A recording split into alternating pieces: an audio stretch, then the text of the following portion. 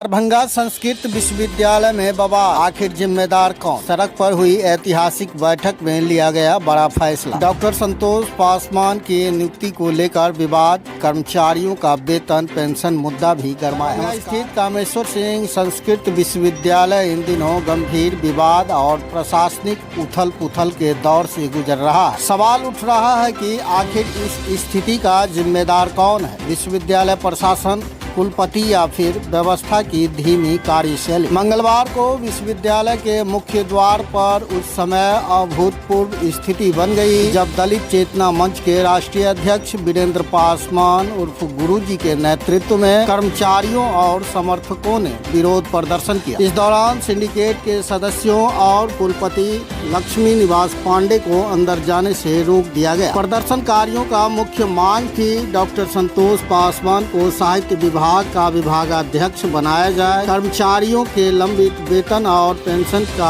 जल्द भुगतान किया जाए। मौके पर बेनीपुर विधायक और सिंडिकेट सदस्य विनय कुमार चौधरी, पूर्व एमएलसी दिलीप चौधरी और सदस्य अजीत चौधरी ने भी प्रशासन की कार्यशैली पर नाराजगी जताई। उन्होंने साफ कहा कि वरीयता के आधार पर नियुक्ति में देरी और कर्मचारियों के भुगतान में लापरवाही बर्दाश्त नहीं की जाएगी। स्थिति इतनी गंभीर हो गई कि विश्वविद्यालय के इतिहास में पहली बार सड़क पर ही सिंडिकेट की बैठक करनी पड़ी। इसी बैठक में त्वरित निर्णय लेते हुए डॉक्टर संतोष पासवान को साहित्य विभाग का विभागाध्यक्ष बनाए जाने पर सहमति बन गई। इसके साथ ही कर्मचारियों की समस्याओं के समाधान का भी आश्वासन दिया गया। इस पूरे घटनाक्रम के बीच भाजपा के प्रदेश अध्यक्ष नगर विधायक संजय सरावगी भी मौके पे पहुंचे, लेकिन मीडिया के सवालों से बचते नजर आए। वहीं दलित चेतना मंच के राष्ट्रीय अध्यक्ष वीरेंद्र पासवान उर्फ गुरुजी ने इसे संघर्ष की जीत बताते हुए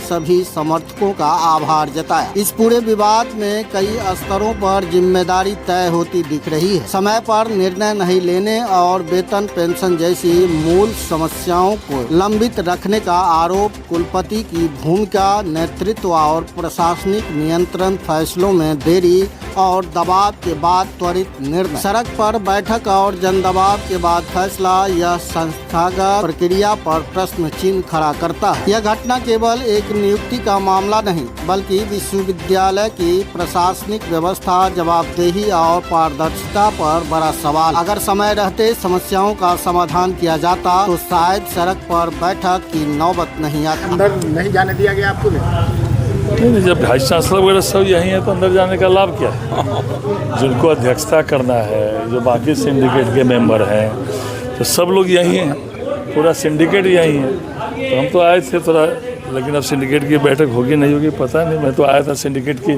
बैठक में भाग लेने के लिए, नहीं पूरा सिंडिकेट यहीं है। तो क्या बहुत खुश है, खुशी का अंदाज़ा नहीं है। जिस तरह से आज से पहले 2014 में एक सिंडिकेट को रोका गया था, आज हमने सिंडिकेट के मेंबर जो हैं संस्कृत यूनिवर्सिटी में, उनको 10:30 बजे ही गेट के पास रोक दिया।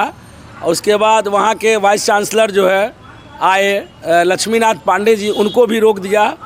चूँकि ये दलित के साथ ही भेदभाव नहीं, पूरे मिथिलांचल वासियों के साथ भेदभाव किया जाता था।